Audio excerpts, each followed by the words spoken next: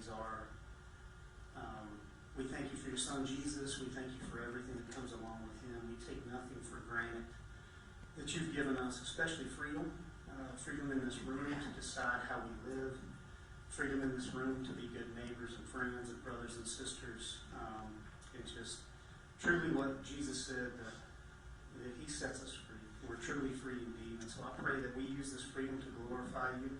I pray that we use this time wisely and that we would seek you, we'd seek understanding, we'd seek unification in this. And I pray just your wisdom over these budgets and how we attempt to steward the monies that you've given us, because everything comes from you and we're accountable to you for it. It's in Jesus' name that we pray. Amen. Amen.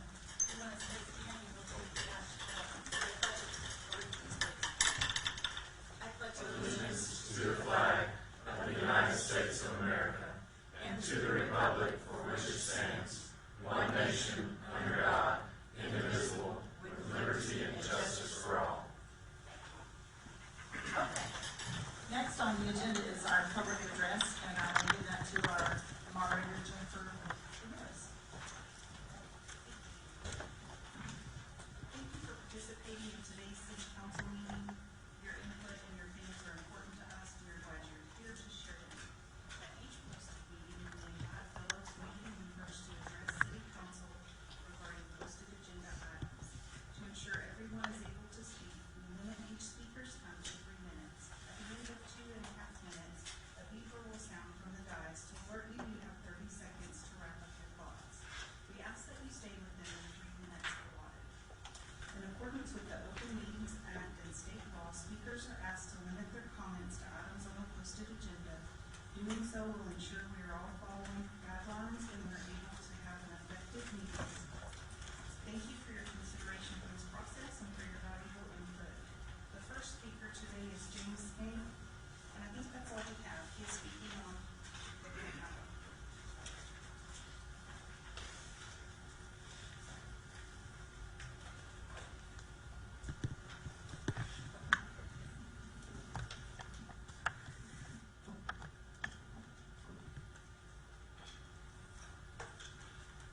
Thank you, Mayor and Council, City Manager.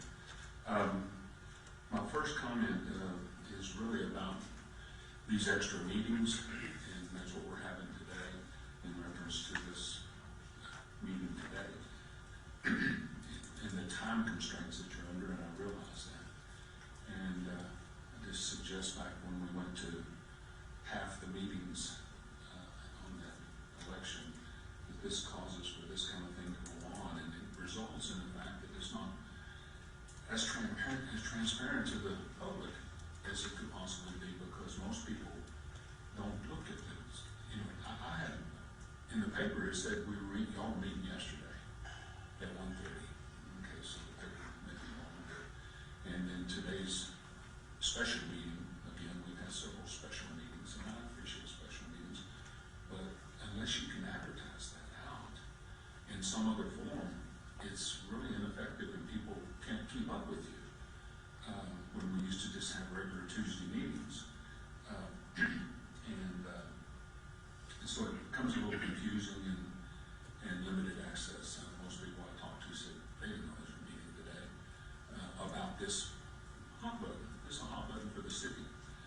I want to bring to account the last week's meeting I was watching on TV, and when we were having PowerPoint presentations, they weren't shown, just to let you know, and y'all can probably correct that. And then about the public address that we're having, public comment time and stuff is rather deteriorating. According to 55-107 and House Bill 2840, the way y'all work with this now is you say it's only an agenda item that can be spoken to, when in fact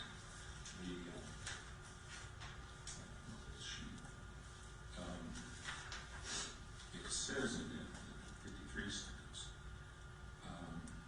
that what it amounts to is we can come up and not necessarily have any back and forth in open meetings, but suggest and recommend new agenda items that we're citizens that we would like to be seen on the agenda.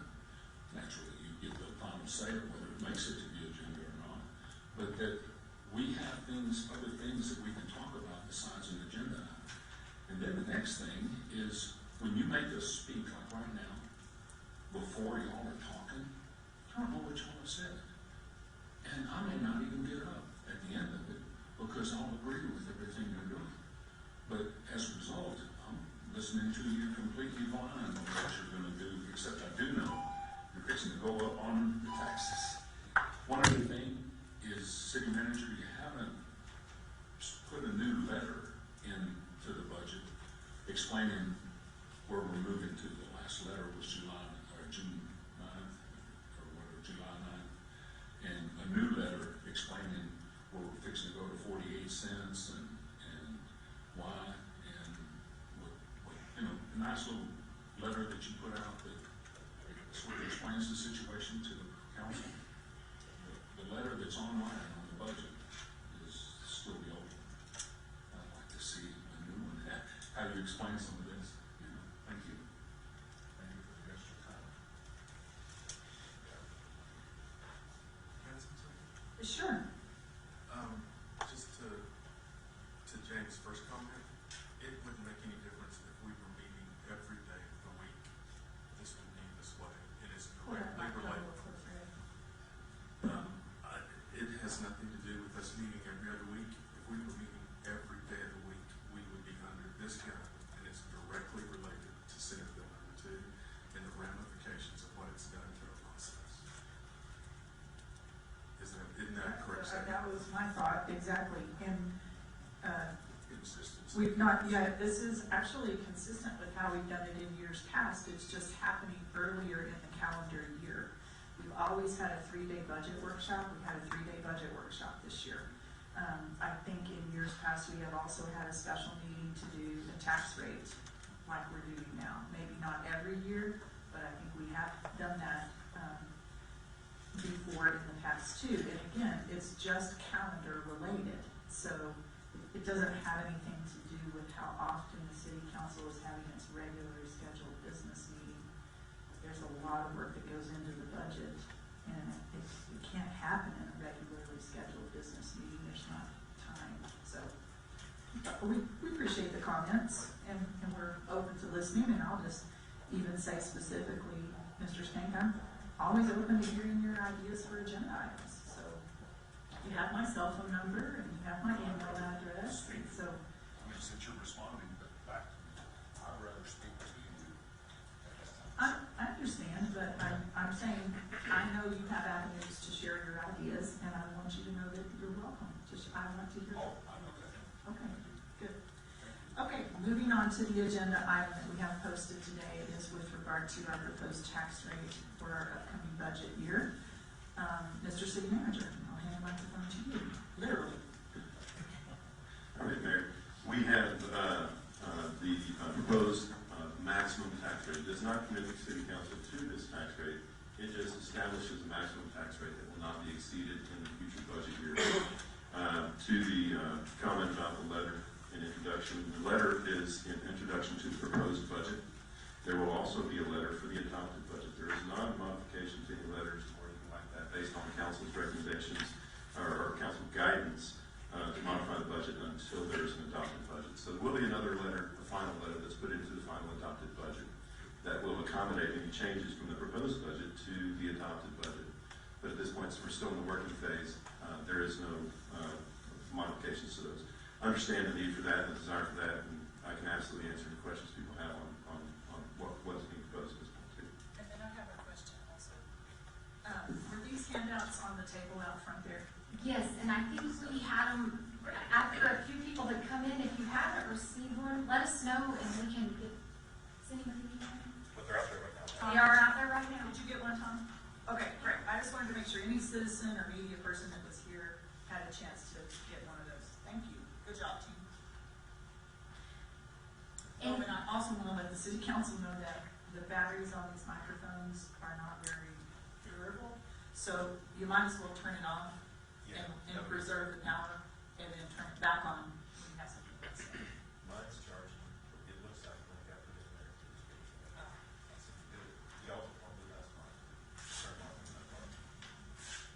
And Mayor, if I may add one thing, we actually have been working through a couple of revisions in the proposed budget and the one that's online, and I actually have spoken with Mr. Stank about it. And we have some revisions going out there, and then we'll have a clean revised draft. It's already out there. It probably happened as you were driving over to City Hall. So, and apologize, we've been on very tight time constraints this year. So, and we'll talk about that actually on this next slide. So, I am here to talk about the proposed property tax rate for the 2021 year. And as Mr. Miller mentioned, there's one action for today, and that's to to set a rate, and it's basically a not to exceed tax rate. This is not the tax rate that this council necessarily is going to move forward with. It is the maximum rate that the council can go up to on their next two formal actions. We'll go over that in just a second. If we can go to the next slide. As already mentioned, we have a more updated tax law that we are functioning under now. We refer to this as SB 2. It is Senate Bill 2. It was approved in the 2019 legislation, and this can all be found. Everything that we follow is in the Texas Tax Code in Section 26. Now, it's really long, and there's a lot of information in there, but it outlines everything to how assessments are done, to how notices are done, how tax rates are approved. All of that is in Section 26 of the Texas Tax Code. So the first item I wanted to cover is what is known as the voter approval tax rate. This was a new term that came out of this Senate Bill 2. We used to refer to things as a rollback tax rate. If you remember, for many, many years, we always heard rollback tax rate. And that was the rate that you couldn't go above or a council could go up to that rate without any further action. If you went above that, then a citizen could petition for an election to vote on the tax rate. The voter approval tax rate is very similar. So this is the maximum amount that a council can approve a tax rate up to without any further action from the public, from the citizens. If a council goes above this voter approval tax rate, it automatically goes to an election by the voters. This voter approval tax rate, it essentially allows for about a 3.5% increase above the prior year's maintenance and operating rate. If you'll remember, there's two pieces of a tax rate. There's a part to do the ongoing operations of the city, and there's a part to pay for any outstanding debt that is backed by property taxes. The voter approval tax rate allows for about a 3.5% increase over the prior year on the ongoing operation piece of the tax rate. On the debt side of the tax rate, that automatically increases each year or decreases based on the upcoming debt service payments associated with the tax rate. And we'll talk a little bit more about that in a second. So another thing that Senate Bill 2 made a change to, and we talked about this already, it compresses the timeline for approving a budget. And I think that was also brought up in public comment. It does feel like we're cramming a lot of things together, but we are venturing into a new norm.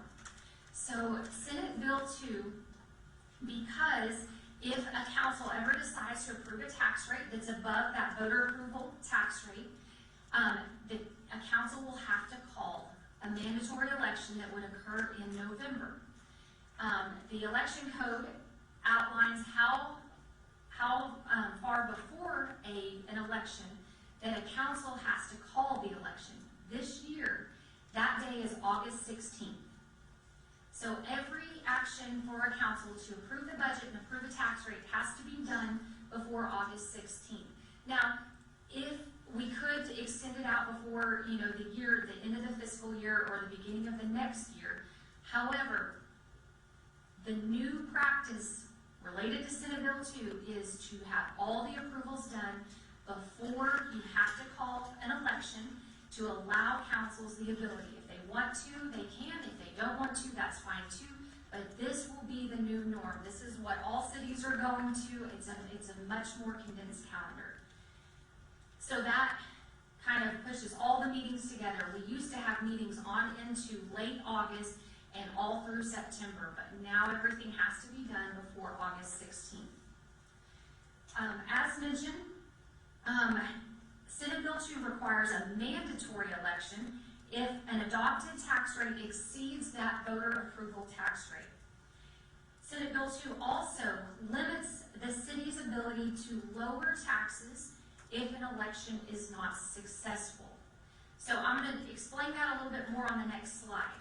But just so you are all aware, the Texas tax code outlines exactly what rate a city has to go to if they decide to go to an election, if they approve a rate that goes to an election. The Texas tax code says what rate it goes to if for some reason the election is not successful, and that is the voter approval tax rate. So we'll outline that on this next slide. Are there questions from you all before I move on? Okay, Jimmy, could you go to the next slide? Okay, on this next slide, we're going to talk about the various property tax rates. So on the far left in that orange arrow, this is the 2020 tax rate. So this is the current year approved tax rate, and that tax rate is 39.681 cents. What that is it's the current service levels that we have here in the city of Amarillo. That pays for police, fire, streets, traffic, libraries, parks, all at a current level. The next arrow over in that kind of pinkish arrow, it says that is the 2021 tax rate with no increase to the O&M, which is the operating part of the tax rate. You'll see that that tax rate goes up from the 39.681 cents to 41.688 cents. The reason there is an increase there is because if you'll look under those bullet points below, the final voter-approved, 2016 voter-approved Proposition 1 street projects are being paid for now. We did the final debt issuance this past year, and the debt service payments are coming on now. So now all of the debt has been issued, and all of the projects are either completed or underway at this point. And so the tax rate will automatically adjust because the voters already voted on that back in 2016. So the increase went from 39.681 cents to 41.688 cents. So what that means, right above there, we're trying to break it down in a little bit easier to handle pieces. I know this is a lot of numbers. That is $1.67 per month increase on a $100,000 value home. So from the current year rate to a rate that does not include any increase for operations and maintenance, it still goes up $1.67 per month on a $100,000 home. And that's because of that debt service coming on. The yellow arrow, the third one over, the 2021 voter approval tax rate. That's what we talked about on the last page. Essentially, that allows for about a 3.5% increase to the operations part of the tax rate. That goes, for this 2021 year, it goes up to 44.334 cents. So what the city gets at a tax rate for that, it would get the current service levels, plus some additional parks funding to do things like sidewalk repairs, some additional mowing, park benches, etc., those type of things. Kind of that ongoing repairs and maintenance, starting to address some of the existing parks infrastructure that we have. It also, as I mentioned before, supports the final debt service associated with the 2016 voter-approved Proposition 1 street projects. Then the far left arrow, the gray arrow on this slide, is the 2021 proposed tax rate. So this is what your proposed budget is built off of. We have a proposed tax rate of 48.404 cents. what a tax rate like that gets you. It gets you the current service levels as they stand in this fiscal year. But council has conducted some community solutions meetings, and there's also been a lot of information received from the public over the last few years. So we started trying to put some additional items into this budget. To go up to the proposed rate, there would be funding, additional funding for parks that could include things like athletic fields, trails, playground equipment, some more new items to what we have already for parks. Then there would also be some public safety enhancements, so some additional police officers, some police and fire equipment. There would be additional funding for streets, for things like pothole repairs, resurfacing, things to continue addressing our aging infrastructure on our streets. And there's other things that are going to be provided by this, along with that additional debt service to pay for that last issuance of the 2016 voter-approved Proposition 1 street projects. So go back up to the top, on the top right with me.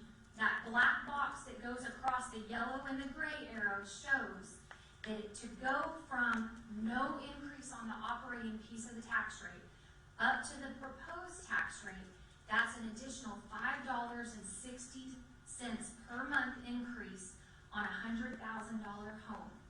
And what taxpayers would get for that additional amount would be the parks funding, the public safety funding, the streets funding, and all of the debt service on the final issuance of the Proposition 1 project. To go from the 2020 tax rate, the tax rate that's in effect right now, to the proposed 2021 tax rate, it is a 22% increase on taxes, just the city piece. The city rate is proposed to go up 22 cents. Questions on this? So,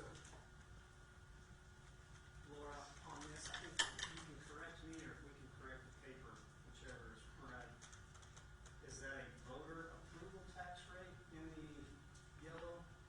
Yes, Or is that a non-voter approved tax rate? that is the voter approval tax rate. Very good question, though. That is the tax rate that a council can go up to without going to an election. So really, I mean, it's a term of art. It was Yes. created in SB2. Yes, A more descriptive term would have been trigger rate. yes. This is that's- the rate that that's fair. triggers an election. And I know because in a conversation I was having with a legislator yesterday, and I was explaining that it continued to confuse him. Okay. And it was something that he voted for because he was like, but I'm confused. When did the voters approve that rate? And I'm like, no, this was a vocabulary term created in the new statute. And I think it messaged well to the public, but there's been no voter approval at that number. What that number really represents is when it triggers the election. Yes. Is that right? That is correct. So really, anything above that rate goes to the voters. Yes, so that's a council approved tax rate with this given. That's what it would go to per the council's approval. But then if the voters voted down to 48 cents, it's gonna roll back as a bad term. It's gonna go back down to the 44 cents. That is correct. And that was something we mentioned on the slide right before. So if council moves forward with the proposed rate that we have up here of 48.404 cents, it will have to go to the voters. And the voters will vote on November 2nd. If the voters say yes, we want parks funding, public safety funding, street funding, those things, then the 48 cents will go into effect. If it gets voted down, it goes down to the voter approval tax rate of the 44.334 cents, and that is state law. That is in the property tax code. And I think, I mean, I'll just speak as one council member. I like the idea that we would give voters a chance to vote on this whole list of things. The unfortunate thing is it's a new statute, and as we're trying it out, we're discovering some interesting practical application points that I don't think Austin necessarily intended, but based on, I think, the conversations we've had in budget workshops and working through what we heard citizens asking for as priorities and what that would do to our tax rate, we can't give them that option without crossing that threshold. And when we cross the threshold, then the statute takes the reins for what happens after an election. And so it puts us in an interesting place as a council. Do we give the citizens the right to vote on everything they said they, we've heard from a lot of people saying they wanted.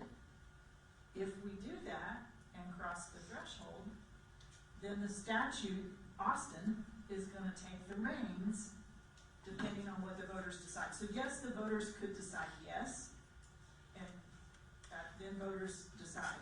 But if they say no, Austin decided we go back to the yellow rate, That is correct. right? That's correct. So the confusing thing is if you want to be a pro-taxpayer, pro-voter, they're at odds at this point. If I want to protect my taxpayer who says, look, we've got a rate that we can afford, we need to just do the best we can with the monies we have, I would vote no against any increase. That voter would vote no against the 48 cents, correct? So then if you want to protect the voter and you want to protect the taxpayer, and you say, look, anytime the city's going to spend money, we should come to the taxpayer and hear your voice and make sure we spend the money the way you tell us. We work for you. Well, the only way to protect that person is to take the 48 cents to them and say, you tell us what you want. And somewhere here in the middle, the legislature down in Austin has decided that I don't get that choice. And it's confusing to me, and I don't fully accept it because I just want to see it, interpreted by those authorities, because I'm not an authority on that law for certain. And so somehow in here, if I vote yes to bring the 48 cents to the voter and say, I give you the opportunity to tell me how you'd like me to do my job, I'm also telling the other voter who's going to vote no that you're going to get a tax increase even if the majority of you said not to spend the money.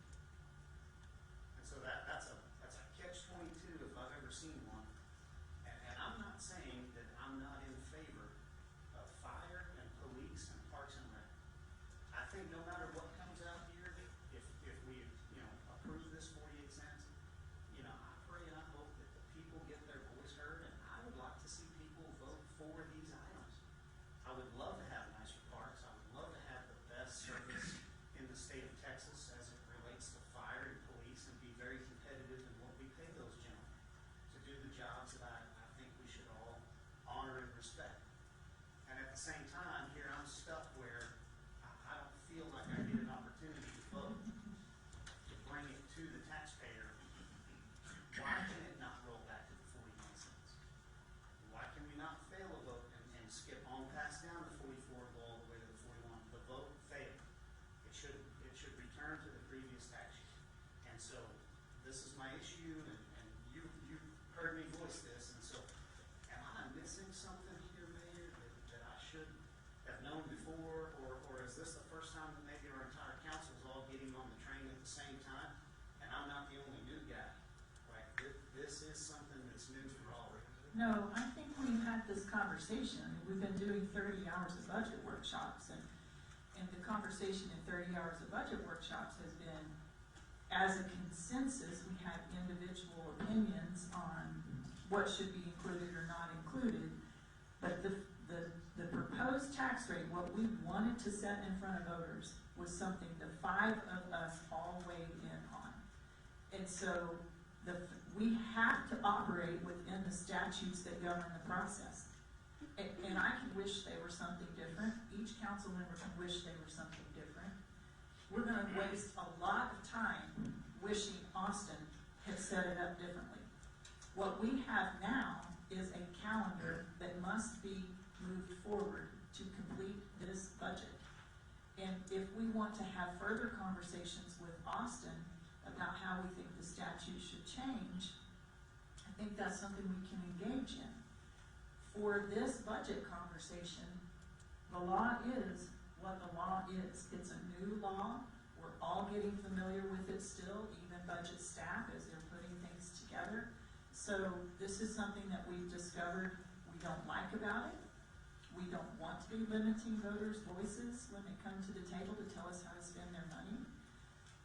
This is what we have in front of us today. So it's going to come down to, are you going to offer citizens what they say they want in our city, which is what's in the gray column, or are you going to hang on a procedural quirk in the new law and deny voters the chance to vote on it and have the things they say they want because you don't like this provision in the law? And it might not even trigger this provision in the law if a majority of the voters said yes to what's put on the ballot. So there's some hypotheticaling going on here, and I understand that's our responsibility to play out those different scenarios.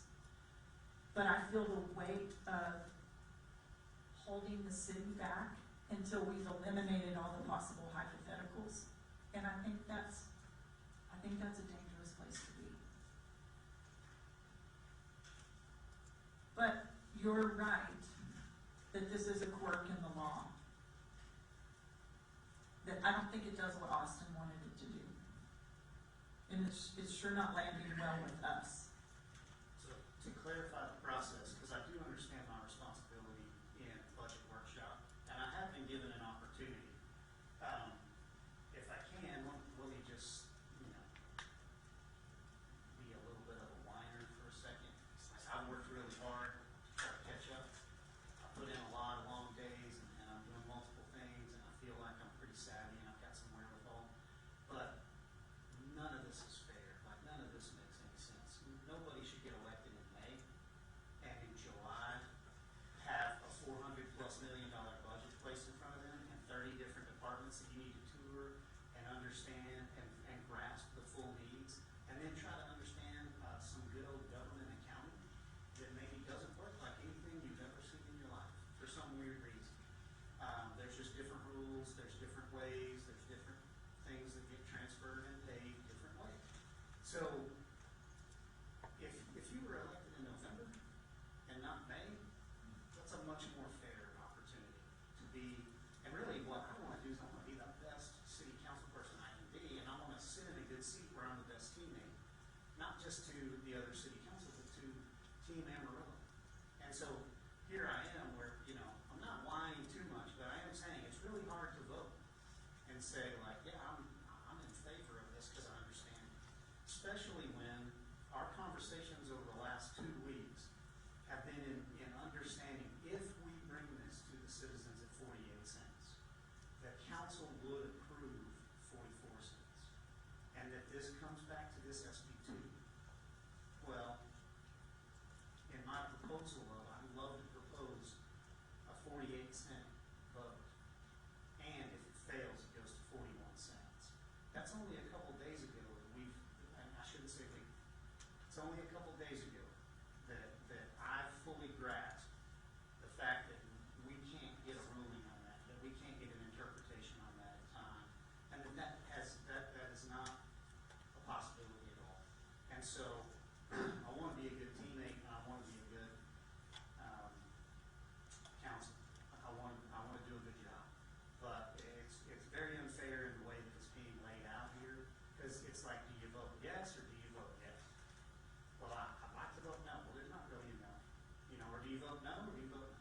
Well, I'd like to vote yes. Well, there's not really a no. So Do you see that all 5 of us are sitting in that same chair? I do. Because we all have the same heart. We all want to be on Team Amarillo. We're fighting with you to be the best council member we can be, all 5 of us, and represent the voter. Yeah. So I just want to make sure that everyone understands what you just voiced as your heart. We agree with 1,000%, and we're sitting with that same set of options. You can vote no, or you can vote no. Or you can vote yes, or you can vote yes. We're all wrestling with that. And granted, we have 4 years of experience to have absorbed some of the things that you have worked very hard in the last 60 days, coming up 90 days, to absorb. And the conversation about whether or not to move our elections to November, good conversation. Something that I think I would support. I would want to research it more, but I think it is a disadvantage. And that doesn't help our city for our team to come in at a disadvantage. So that's a charter change. That's not a Texas legislature thing. But we're here today, all of us feeling the weight of the quirk in the statute and wanting to give citizens a voice, and all of us having worked as a team over the last 2 weeks to put this rate together. And that's the challenge that we have in front of us today. We don't get to set up the statute the way we wish it said. And some of us are more familiar with Brian, have spent 4 years working with him, trust his knowledge, trust his interpretation as the city attorney when he gives us a legal opinion about what the statute says and what our options are. So if you're new to that team and you don't trust our city attorney, then that's what I need to hear you verbalize. Yeah, so, I think it's important to be very business about it. And so, like or dislike doesn't matter when you take it down to trust. No, I don't trust that the city attorney, has the full understanding of this interpretation. And so I reached out to Four Price's office and said, hey, can you educate me on that? I know that you said you reached out to some other legislatures or legislators, or you had a conversation. Just like in me building, if I'm building your building and you call an architect, I don't take that personal. I don't know everything. I gotta wear a lot of hats. So call that architect, call that engineer who has that specific knowledge. So I want to hear from the guys who wrote that law. I want to stand on firm ground here today and say, man, I'm not in favor of this because I don't have all of the information. Mayor, I hear what you're saying, and I don't get that opportunity of being able to back up and say, well, I just can't make any decisions until I know everything. That's not what I got elected to do. And that's not how I run my family or my business. So that cop-out, isn't good. But then in the way of being very truthful, no, I'm not just going to take, and my mom could come in here and tell me that that's the way it works, and I'm not going to take her word for you. I will always go and try to get it understood and educate myself on it. I think your best strength for us is that you measure twice and you cut once. And we all aspire to do that. And that, as the leader of this team, working with you for 90 days, I can tell you, I'm already counting on that perspective from place one. Measure twice, cut once. It's a great strength, and we're going to count on it.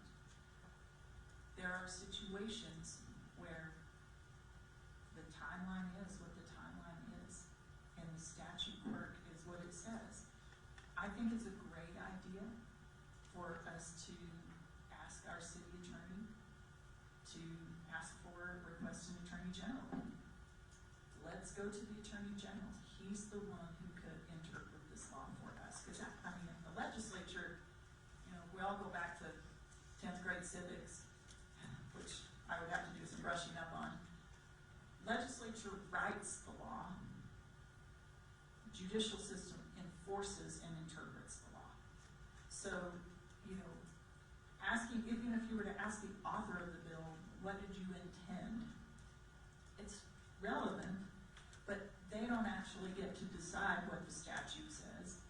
That's the judicial branch. So we got to land somewhere there and get that opinion, and it's not going to toot and totem where they're going to check me out right there. There's a lengthy process. And I know many of us have had to go through lawsuits, and it's not a speedy thing to even request an attorney general's opinion, but we just, on the calendar, we don't have time. We could do that concurrently while we're moving forward in this process. So can we play a scenario of if we voted yes on this and this passes, go to our public, to our voter, to hear what you want to say.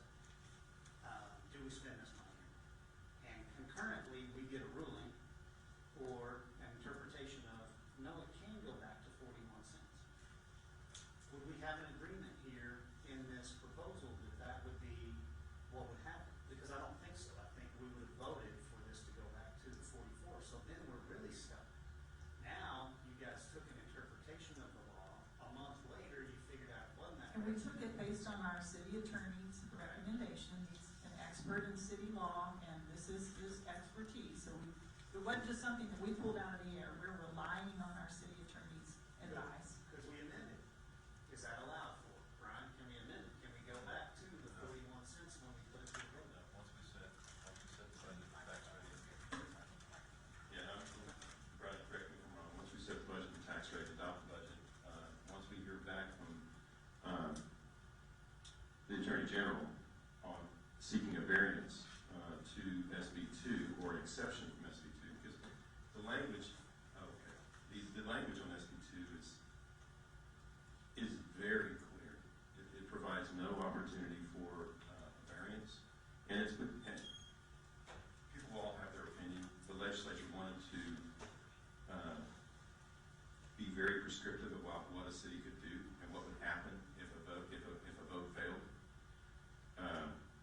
But by the time we hear back from the Attorney General, we will have already finished up, because of SB 2 and the accelerated timeline associated with SB 2, everything necessary to lock in what the tax rate would be if it passes or if it fails, because of the language in the tax code that was driven by SB 2 and created because of SB 2 and at the express direction of SB 2 that says very clearly and plainly, and I don't mean that, it says very prescriptively what will happen if a voter approval tax rate election passes and what will happen if a voter approval tax rate fails. Because the language we have to use to call that election said we are required, we don't have the ability by state law to use different language when we call the election as to what happens if it passes or fails. We have to use the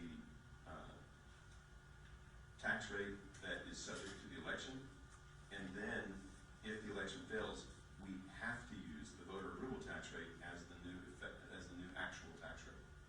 We don't have flexibility, and it's very, very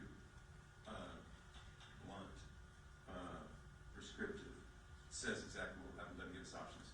So Brian, have I described that correctly? I was jumping in on the wire stuff, so. That is correct. It is an operation of law. The legislature has spoken. And I think the AG. It's an operation of law. In other words, it tells you what's going to happen if that voter approval rate doesn't pass. So can I ask a It's an operation of law. So it goes back to that. That's it. That's the way the statute is written. No, that's fine. So, previous to SB 2, the rollback was 8%, correct? Okay, so let's say that in that case, let's say that we had a budget increase of 10%. The rollback was successfully called, and let's say that the election was unsuccessful. Would you roll back all the way back to where it was, or would you roll back to 8% back? You would roll back to 8%. So in essence, I want to hopefully this kind of clears things. Nothing's changed. The only thing that's actually changed is it's gone from 8% to 3.5%. So if you go above, and the difference is now it automatically goes to election instead of it being a rollback and a petition had to be filed.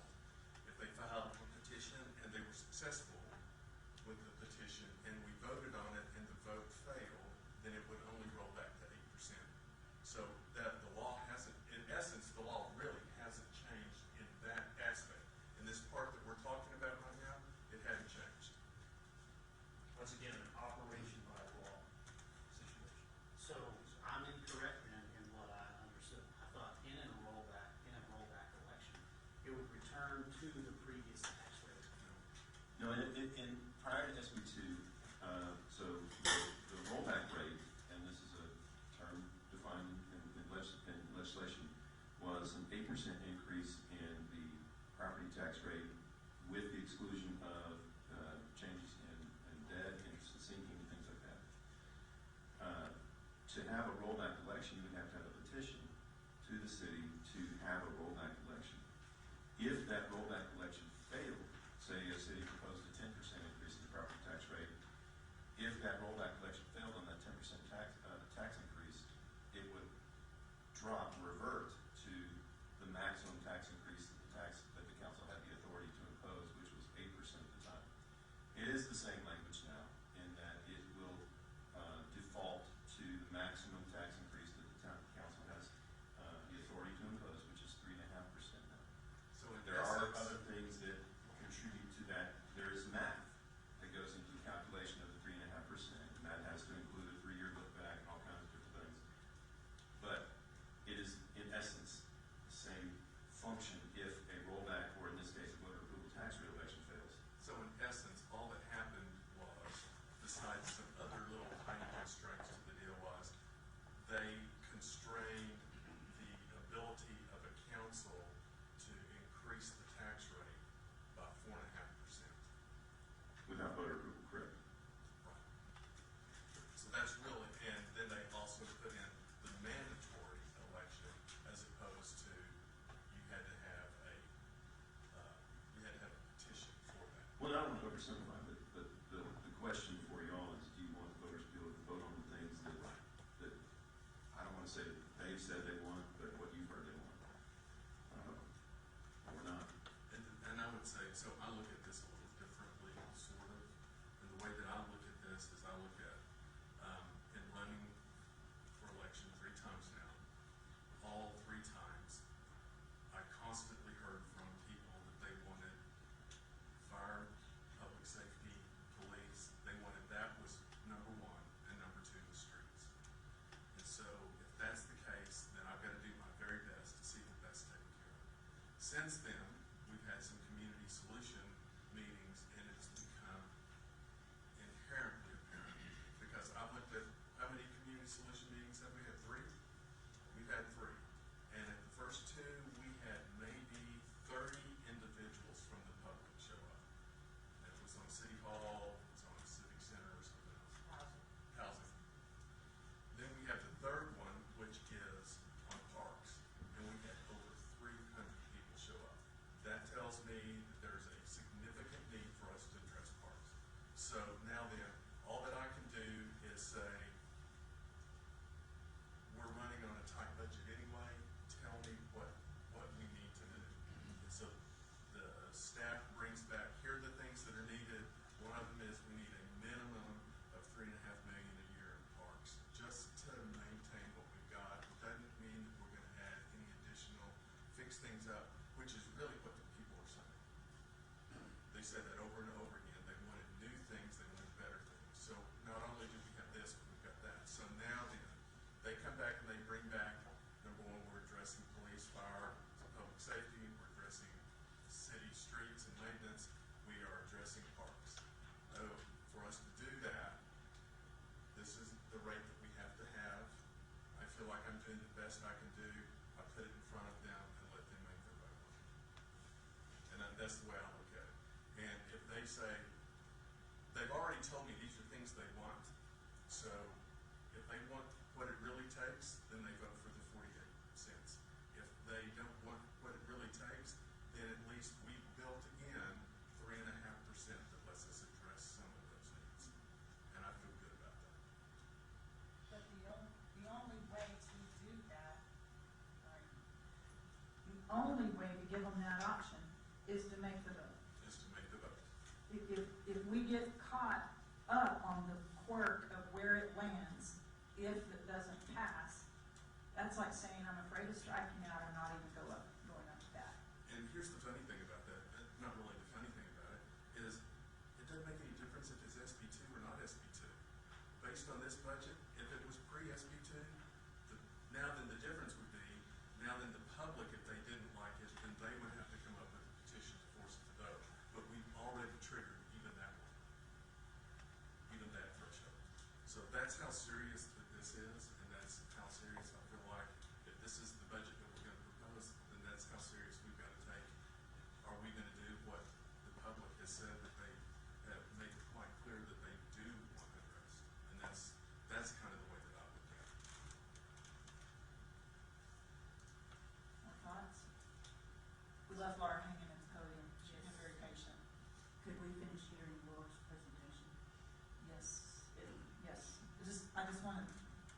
I mean, we can talk more, No, but I just thought I cut Howard off. Was there something you were going to say? I'll be real brief. I just want to comment about a tiny part of what you said. This four members of this council were elected May 17. And they was here with us, 5 of us. And we were all made new. And we started going through the budget process in July and August. City manager came 3 months before us. He came in February, March. So we were all, he has experience in the city, but we gotta deal with what law we got now. If we don't like it, we can go, get changed, talk to the appropriate people individually or as council, and try to do it. But for now to be still, proceed on with what we got. So I got, thank you. Barb,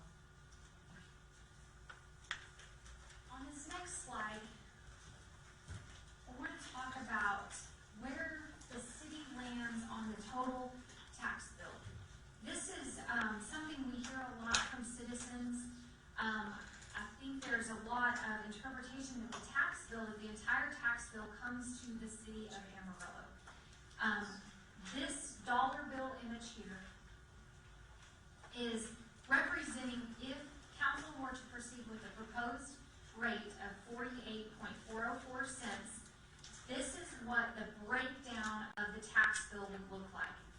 So on this tax bill, and this is just one example, just as a reminder, and I'm telling council something they already know, your property tax covers 5 school districts, 2 counties, a couple of water districts, and then us along with the community college. So there's many versions of this tax bill, but this is very common.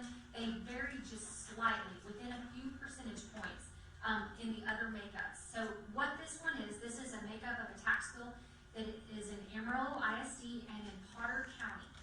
As you can see, if you took $1 of property tax, and that would be a payment from any citizen, $1 property tax, 45% of that dollar goes to the school district, to Amarillo ISD. 27% of that dollar goes to Potter County. Now, with this new rate, 19% of the bill would come to the city of Amarillo. 9% goes to Amarillo College, and it's a fraction, it's less than 1% that goes over to the water district. Now, the other thing on this, we don't know what all of these taxing entities are going to do for their 2021 rates.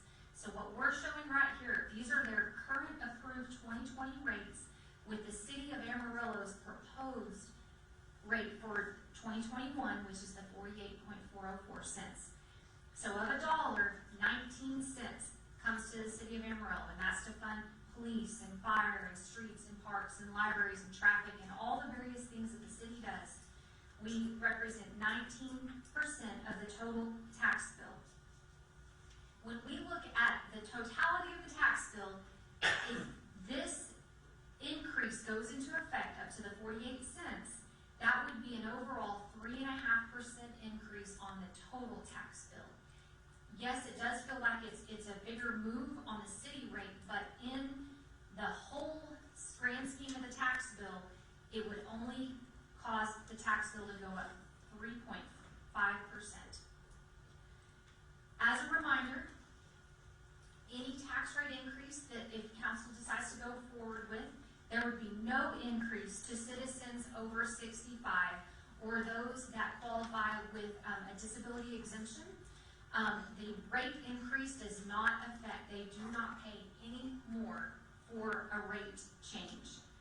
And then again, we've got the reminder on there that for $5.66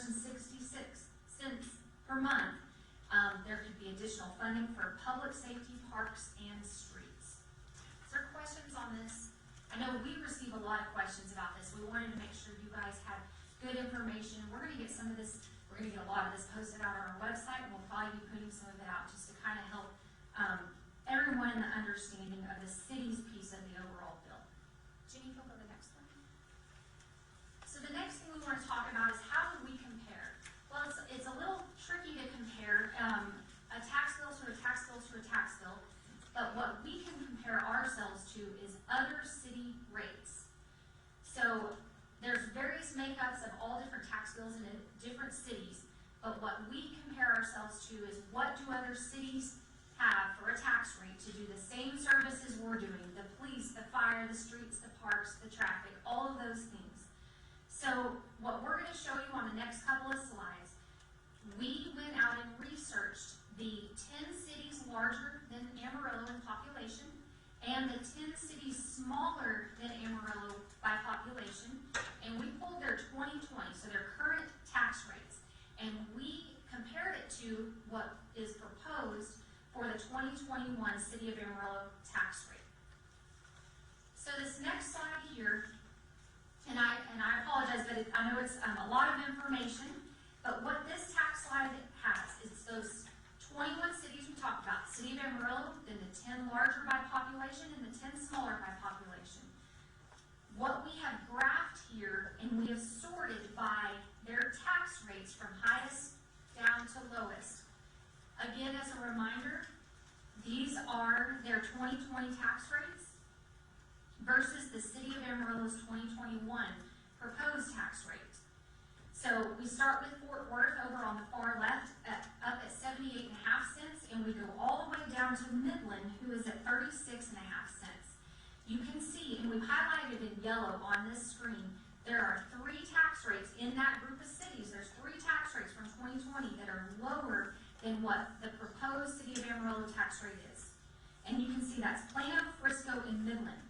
One other thing to note on this slide, and it's a little bit small, but there's a gray line running through it. The average rate of all these cities combined is just under 60 cents. It's 59.959 cents. So 60 cents is the average of the 21 cities.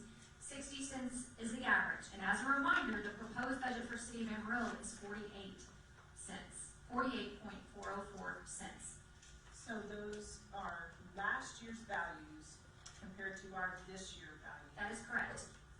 Our this year proposed value. That is correct. So I want to emphasize that there's a differential, that most of those tax rates will go up this year just for cost of living and, inflation. And so we're actually comparing to something that's more to our detriment as far as the graph is built. That is correct. You normally don't see cities lower a tax rate. You see them either stay flat or increase. Most stayed flat last year due to the pandemic. And so we would anticipate there's going to be several of these cities that have rate increases for this year, but we don't know what they're going to do yet. So we just wanted to look, what did they have last year or in the current year versus what are we looking to propose for next year? So can I ask you to do something? Yes. So by the time that before, so we will, if we approve this and it's gonna go to a vote, in the next few weeks, all these other cities are gonna have to have their proposed tax rates out. Is there a chance that you all have access to that we can then really see what it looks like? Absolutely. We will pull that data. We'll have that for the August 10th meeting. Will that be okay? And if we can get it sooner, we'll email it out to everyone and present it at the August 10th meeting. Other questions on this slide? So keep in mind, the thing I want you to remember is look at the far right. There's 3 cities that have a lower tax rate in this comparison. And then Jenny, if you'll flip to the next slide. So what we've done on this slide is we took the 2020 taxable values for each of those same 21 cities. So the 10 larger in population and the 10 smaller in population from City of Amarillo, we took their taxable values from 2020 and we divided it by their population and multiplied it times the tax rate for 2020. So what that's essentially giving you is what their tax revenue per capita is. So there's 2 things that come into play with cities when they're collecting money to run their operations. One is the rate, and one is the value of the properties that they're assessing tax against. So on these cities, we took 2020 values on all of them, but for the City of Amarillo, we took our 2021 certified value versus our proposed 2021 rate, and then we graphed this. And so what you will see on here is that Amarillo, and again, we sorted from highest to lowest. Now you'll see City of Amarillo on the far right in the green, and we collect about $261 in tax revenue per capita. All the way back to, on the far left, Fort Worth gets $939 in tax revenue per capita. The average of all these 21 cities is just over $523 of tax revenue per capita. I also want to draw attention to those 3 cities that we talked about that have lower tax rates than the City of Amarillo's proposed one. Frisco, Plano, and Midland, they're still red on this graph. You'll now see where they fall when you're sorting it. And the reason now that they have shifted over to the left is they have higher taxable values. So, City of Amarillo has a couple of things at play. We do have low or moderate taxable values, and we do have So what our property is worth is what you're saying? Yes, that's a great, yes. What our properties are worth, yes. Those are the values we're receiving from the third-party group, Potter Randall Appraisal District, that does the value calculations on all the properties around the city. City of Amarillo has a lower to moderate taxable value and a lower to moderate tax rate. You apply those together and you can see where we compare to the rest of these cities. I want to flip this around. The converse, or the opposite of this graph, we call it tax revenue per capita because we're looking at it from a budgetary standpoint. But if I flip this around and look from a taxpayer standpoint, this is the average amount of taxes paid per capita. So when I look at this from a taxpayer standpoint, when I'm looking at city taxes, we are the lowest taxes paid per resident of all the cities above and below us. Well, it's within 10. Any city comparable size. And the ones that have a lower tax rate, the ones that have a lower tax rate Versus the old tax rate. Yes, that's the new proposed rate. Against everybody else's old rate. Yes, yeah, that is I gotta see We're old still rates. lagging. and our new values, our new taxable values versus their old taxable values. So the ones with the lower tax rate than us, their residents actually pay anywhere from just under double to almost triple what our residents pay in taxes. That's correct.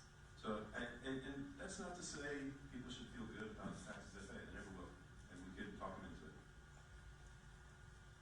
It does illustrate value. So, just wanted to point that out. And as a reminder too, all these cities are doing the same services, essentially the same Well, we services. do more than most of them. And that's a good point too. You have very basic services we all provide. And it does vary from community to community, but, basic things like public safety and streets and parks. When I say we do more, what I mean is, we are on an island like no other city in the state of Texas. Except for possibly Lubbock. I mean, Lubbock is very comparable to us, a little bit bigger, but they don't have the support in surrounding cities that most cities do. Although they do have more than we do. You're saying We We provide, can't share costs. we are a 100% full service city. We don't get to share public safety costs. We don't get to share fire coverage costs.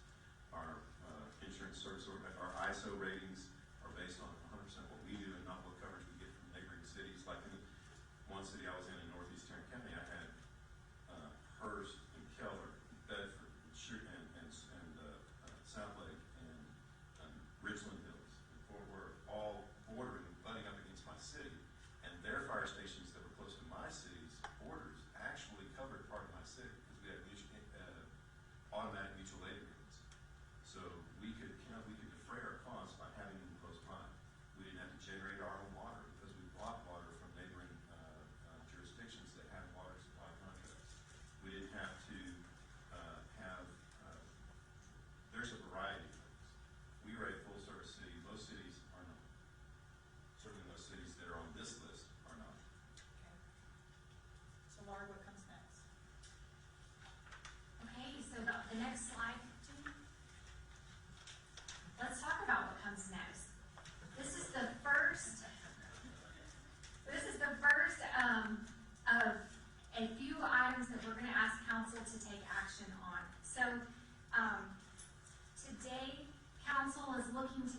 vote on the highest tax rate that they could potentially look at setting. And then also, we need to, council to announce when the public hearing will be scheduled for the property tax rate. Great thing, I've got it right here on this slide. So we have 2 more action items coming up for council. So the first is up there on the top left, on August 10th, right here in council chambers at 1 p.m., we're going to have a public hearing on the tax rate. This will be an opportunity for citizens to come out and speak for or against or on the proposed tax rate. And then we will ask council to do the first reading on that proposed tax rate and take a record vote. Then the next item will occur on August 13th, the lower right-hand side of this slide. On August 13th, right here in the council chambers at 1 p.m., we're going to do a second reading to adopt the tax rate, record the vote on that, and then council will follow up with a vote to ratify the tax rate, and then call an election if needed. So you're going to start seeing some information posted out in the newspaper. The first one will post tomorrow. We are going to post, there will also be on August 10th a public hearing on the budget. And so the notice that is prescribed by state law will be posted in the newspaper. It will post tomorrow, and that's letting our citizens know there's a public hearing on the proposed budget. Then next week, early next week, you'll see another posting in the newspaper notifying citizens that there's a public hearing on the tax rate. And that is according to state law, and they actually give us templates of, and this comes through the comptroller's office, they give us templates on how to post those notices, and it is very detailed on how we have to do it a certain way. And so that will post in the newspaper early next week. It will also occur on August 10th. So we're going to have 2 public hearings on August 10th, one for the tax rate and one for the budget. And we'll do the first readings on the tax rate and the budget and take a vote from council on both of those items. Then on August 13th, we will do the second and final reading on the property tax and the second and final reading on budget, and take a vote on those, and then take a vote to ratify the tax rate, and then if needed, as mentioned, council will call an election for November 2nd. Yes? So today, we're going to vote on what the maximum tax rate will be. That's correct. That rate can change up until August 10th. That is correct. You could decide 46 cents, 45 cents, whatever. That And is then correct. on August 10th, you're going to vote on whether that passes or fails as the tax rate. Yes. And then you ratify that on the 13th, I guess, with the second reading. You give yourself more time to understand more things between now and then. Am I understanding that correct? And to listen to more of your citizens and voters as to how they feel or what they see as. That is correct, and again, state law outlines how far in advance of these public hearings we have to post in the newspaper and on the city's website. And that is to allow time for citizens to schedule, make plans for it, to reach out to council members if they would like, and to make plans to come to the public hearing.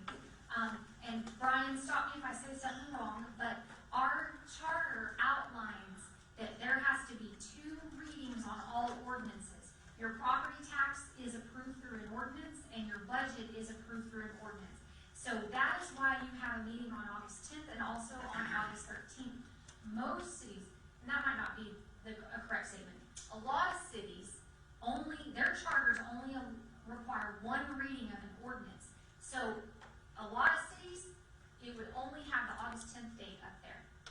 So you would only have 1 more action. You would do a public hearing, and you would vote to approve a tax rate, ratify it, and if needed, call an election all in 1 meeting. And that was a change in Senate Bill 2 as well.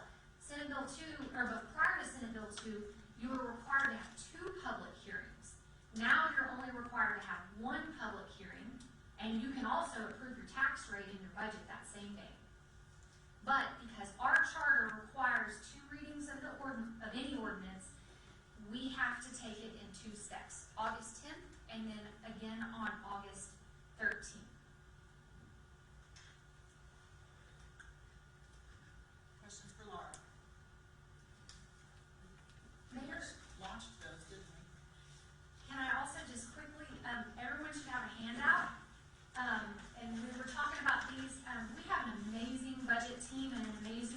public communications team that has put together a summary of our proposed budget. We're going to be pushing a lot of information out over the next couple of weeks. We want our citizens informed about the proposed tax rate and the proposed budget. This is a great snapshot. I think Councilmember Stanley said it really well. A lot of what we do in government finance is pretty complex. And so we try to really take it in smaller bites and explain what's going on through the budget in this budget overview. Lots of work went into this. We hope this is a helpful document to help kind of explain the major parts of the proposed budget and the tax rate. But if you look towards the bottom of this, these are a lot of things that we covered today in this presentation about the tax rate. So those are reflected right here on this one-page handout. And we'll have these available for citizens, and would love any feedback. If there's something else to add or something that doesn't make sense, we'd love to continue to grow this and change it so it meets the needs of our council and also of our citizens. So I appreciate all the work. Your budget team is right here in the front row, and they have put in a lot of hours, and it's been a busy year as we've all been peeling back the onion pieces of Senate Bill 2. So it's a lot of learning this year. So, but this is going to be similar to what y'all are going to see going forward. So appreciate everyone's work. And are there any other questions that I can answer? Just to comment, you're prepared to change this if it's 48-4 doesn't pass. That is correct. And what I envision as well is if once, right now it says it's proposed budget. Once we get to an approved budget, if there's any changes, we will go in and we will modify this. And we'll plan on doing this every year. Hopefully this is a helpful tool. And, well, you're welcome. And again, thanks to all the team that worked on this. Gotta say Public Communications Parks helped us with a little bit of this as well. We've got an amazing team here at the city. You guys have, this is our 5th time to go through budget. I mean, so definitely we all relate to Cole's. This is really hard to get your feet underneath you. It is. It's our 5th time through the budget, and I've never seen the team work as hard as they've worked this year. So to Debbie, Blair, Stephen, Kristen, and just everybody working, Kristen in Parks, putting everything together for us, Stephanie, Laura, I really, really appreciate you guys very much. Okay, any other questions for Laura? Okay, council, let's start with the motion if there is a motion anyway. Okay, I'll be happy to start with that motion, Mayor. I move to adopt a proposed tax rate of 0.48404 per $100 of taxable valuation for the 2021 tax year, for the fiscal year 2021-2022 budget. Second.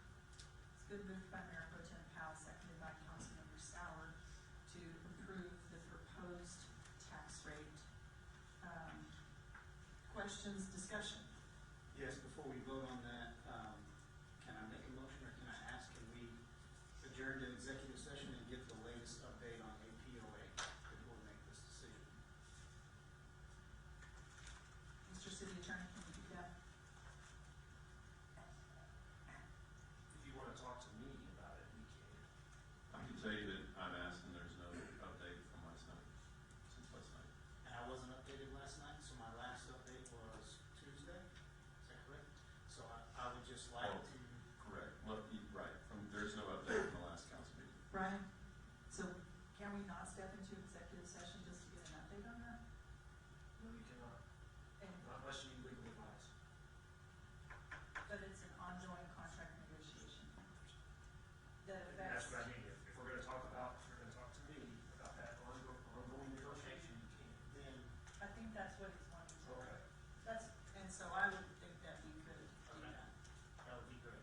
but I only want to do that under our city attorney's counsel. So You to can do discuss an ongoing contract negotiation, Yes. go into executive session. Yes, you can. Because that ongoing contract negotiation Is affects favorable to this budget. budget decision. Yeah, All right. yeah. Okay. Are you asking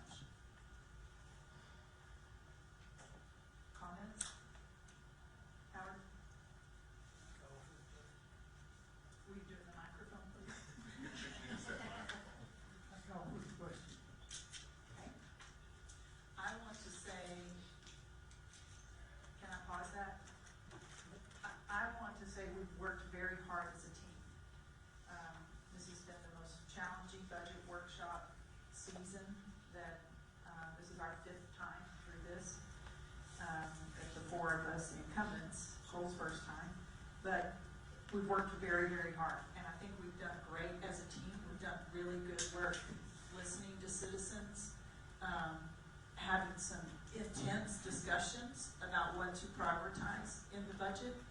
And I think we've worked very, very hard for every single voice sitting around this table to be heard, and for this budget to reflect the consensus of what we as a team discussed and prepared. And I think there's a lot of value in that to our city.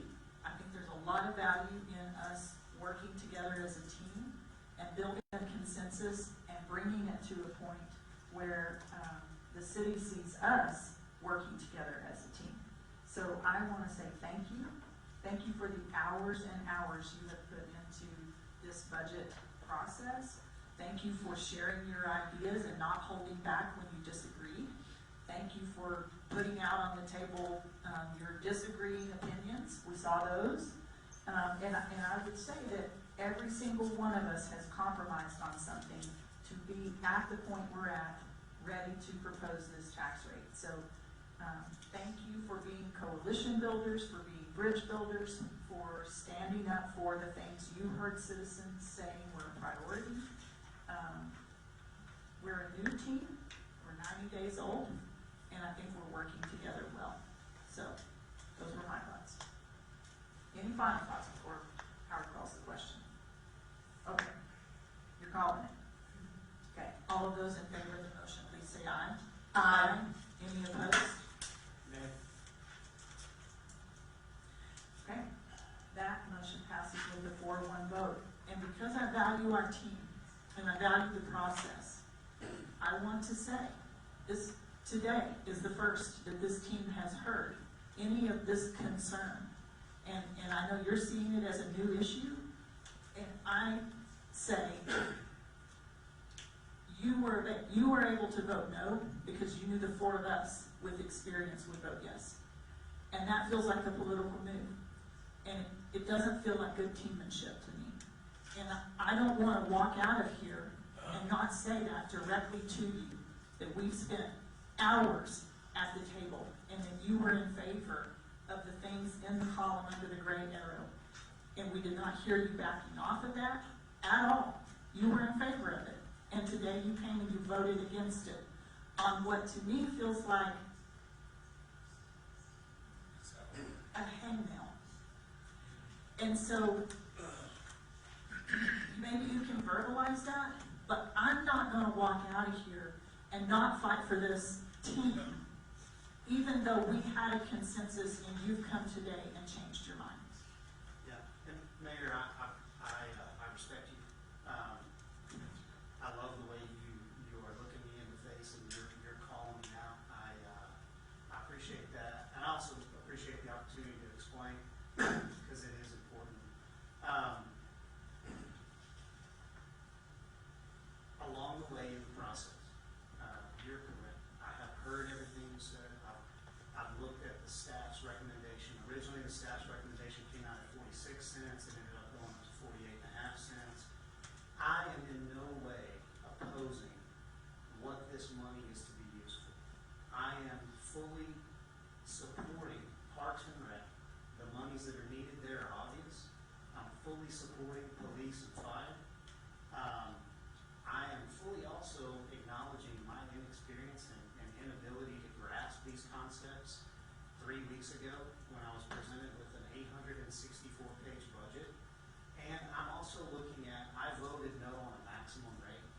I didn't vote no yet on the budget or on the actual rate that you will call for an election on. And I am in favor of taking as much time as I can to get there. And I'm still willing to look at getting there. But where I'm at today is the only reason that I would have voted yes in thinking through this is not because I believe that this process is correct with SB2 and that it wouldn't hang somebody out there where they would have a legitimate complaint to say, Cole, you raised my taxes against my vote. And I understand what you're saying, and I know we don't get to make the rules, but the rules are the rules, and the rules say that I get to vote. And I can vote however I want based on whatever I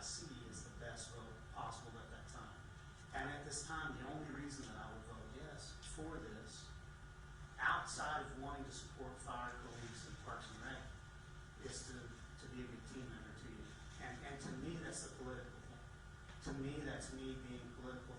That's me putting what I look like in front of what I believe. And so, you know, I hate saying my heart, but like I want to be on the team. I want to be a good asset. You know, I came here to help, and so, you know, I apologize to you if I've stepped out of the way of the bus here, and I will gladly tell everyone I will stand in front of this bus, and the bus may be coming to get me alone. You four may be out of the way of the bus, and it may be all on me, because I don't know here today that the fire and the police and the Parks and Rec and my staff that works really hard, and I say mine not because I got elected, but because I live here, are going to say, Cole, you sold us out. You know, you bailed out on us. You know, bottom line, I don't know that we don't have enough money to do some of these things as is. We have excess revenues that we will allocate for things to go to in the future. And it's very unfair. It's very unfair to the staff to put together this budget and do all this stuff and then hang it on a failed election in November that's going to push back to an unfair rate, in my opinion. And so, I respect you. And you know, I get if I'm not on the team, you know, and I get that I stepped out late. And if I owe you an apology for anything, Mayor, it's not for voting no, and it's not for having a different opinion. It's for not knowing earlier in the process that would be my vote today. And so I'll do a better job in the future of trying to know more in advance. But as it is today, this is my first meeting to come into. You know, City Hall, the CO has an easy no vote. I knew on Friday, on Tuesday, I was going to vote against it. And we've had multiple conversations, and you never said, Today, I'm thinking about departing from the consensus that I have shown you I was a part of. And so I want that to be, I want to be very direct in telling you, you have identified a political ledge to stand on that you, as a one vote, can stand on. So the deal we've negotiated with APOA can move forward because the four of us approved this proposed tax rate today. And you spoke in favor of it in all those workshops. And today, you are voting against it so that you can stand singly on this very narrow political ledge that none of us disagree with what you're saying. We all agree that voters should have the say, and we want voters to have the say. But because you knew the four of us were going to vote for this, you were able to carve out a narrow lane that was different than the consensus signals you have been giving us for multiple meetings. And that is frustrating. And so I respect that you are taking this position, but I respect you enough to say in front of the whole world, you've backed up on us. And it damages our ability to work together as a team. I understand that. And the only thing I would correct is the ledge to stand on for me was knowing that my citizens and voters can vote no, and I could preserve half of that tax increase. And knowing that that's really a political ledge for me to stand on. I've chosen to stand on an island and to take a step back, not to get on that ledge. I'm not stepping back to stand on the ledge of like, oh, just because the four of you are going to push it, I can back off.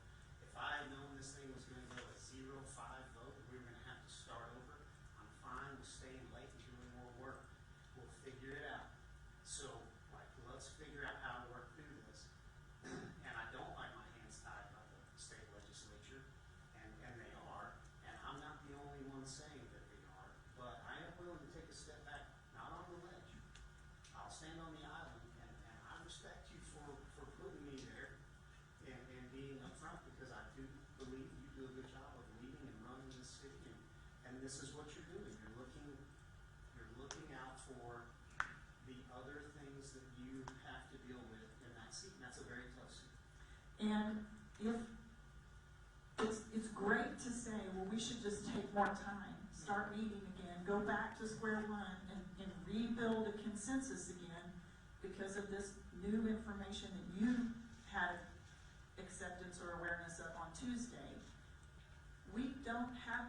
luxury. August 16th is our deadline to call the election, and we have to have 2 meetings and vote before then. And we have to give proper signals to the Police Officers Association so that they can vote. We're not living in the luxury of time. So again, part of me is saying this is our 5th time through this, and so maybe our feet are grounded and we better understand that we've used our time building a consensus, and we thought we had that. And today, we are now discovering we didn't have that.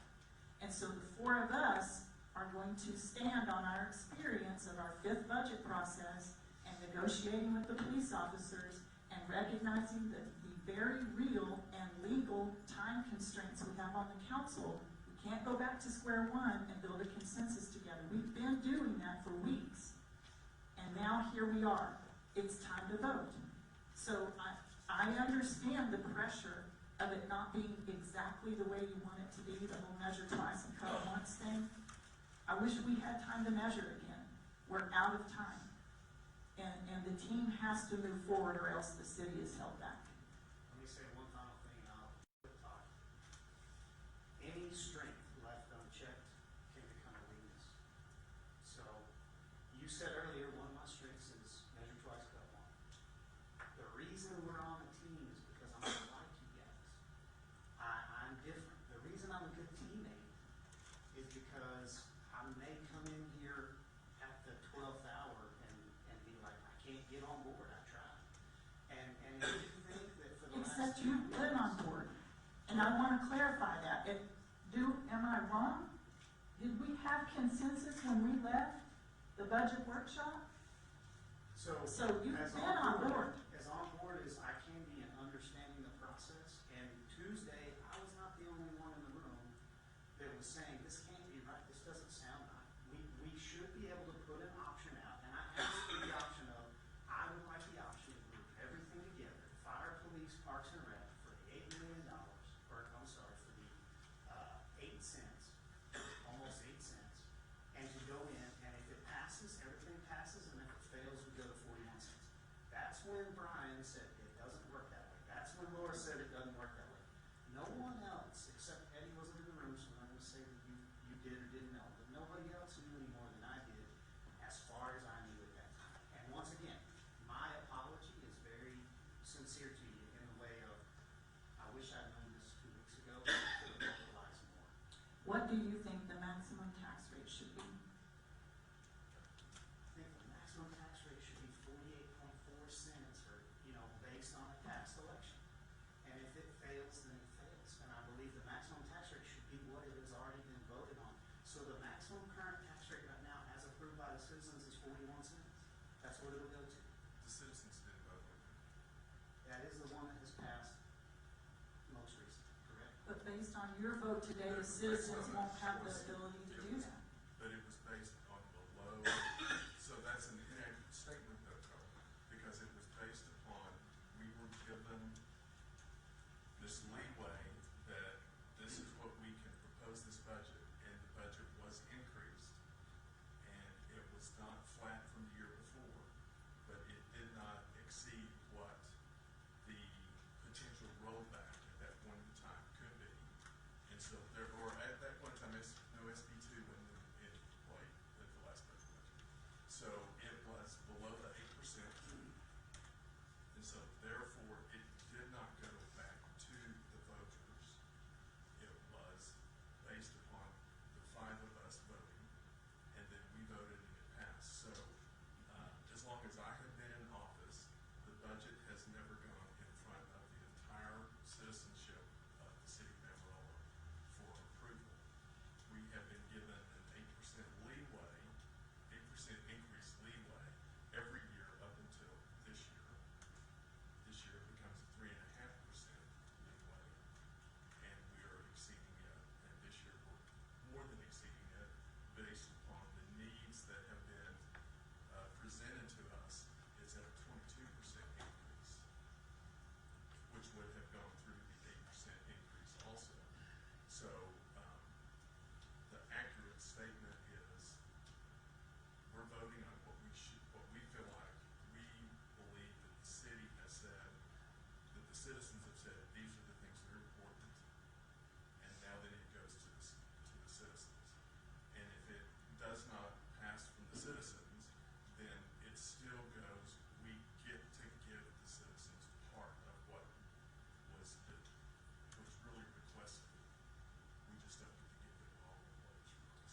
actually, we didn't go into talking about this, just trying to keep it from being so complex, but here we are. Because of coronavirus, there was an option given to cities to stick with the 8%. Yes. And staff made the decision to come to us with a 3.5%, lowering the threshold, giving more power to the voters. That's the kind of city that we live in. Those are the voters that we represent. So there was even an option for us to stay at 8%, and we didn't pick that option this year because we want to give voters a voice. So just back to the point. The point is, I have an issue with how you handled this here at the end. And I think you blindsided us with it. And I want to say that publicly. And I don't want there to be any backroom talk about it. This is our team, and we have to figure out how to work together. And we need to do better on this. Well, I appreciate it not being backroom, and I'm fine with it being public, and I respect you for that. Even when we disagree, it's not personal, and I am trying to do my best, you're trying to do your best. We will work together for the best outcomes when we do pull and tug against each other like this. And just like you knew that there was an 8% maximum because of COVID, that you could have implemented that, I didn't know that until about 30 seconds ago. But it was talked about at our budget workshop. Okay. So, but I know you're grasping a lot of information. All I'm saying is there are plenty of ways for both of us to say, you know, Cole, you should know everything, and you should give us more heads up, and you bailed out. There's plenty of ways for me to say, hey, everyone should teach me everything, and everyone should make sure I understand everything, or else, you know, it's on you. It's not. It's a team effort. Y'all are trying to educate me, and I'm trying to learn. But in the event that I don't know, and I'm still trying to get confirmation on something as important as this, the largest tax increase that we would see, perhaps with a fail, you know, that wouldn't be the largest, but if it fails, we still have a tax increase. I'm just telling you that's my stance. I have a problem with that, and that may be idealistic, and perhaps I need to change in order to move forward, but I am 90 days into this deal. I'm doing my best, and I don't mind apologizing to you that I didn't have this stance 2 weeks ago, but I can't tell you how many more pages and how many more facts I've gathered in the last 2 weeks, and I'm still gathering. I talked to you yesterday afternoon and you didn't have the stance. No, I had a different stance. I wanted the 41 cents as the amount that it would go back to, and my stance is let's go out and let's figure out if this is real, if this really is the legislation. Well, we don't have an option to do that in the calendar if the budget needs to be approved. So we gotta do better.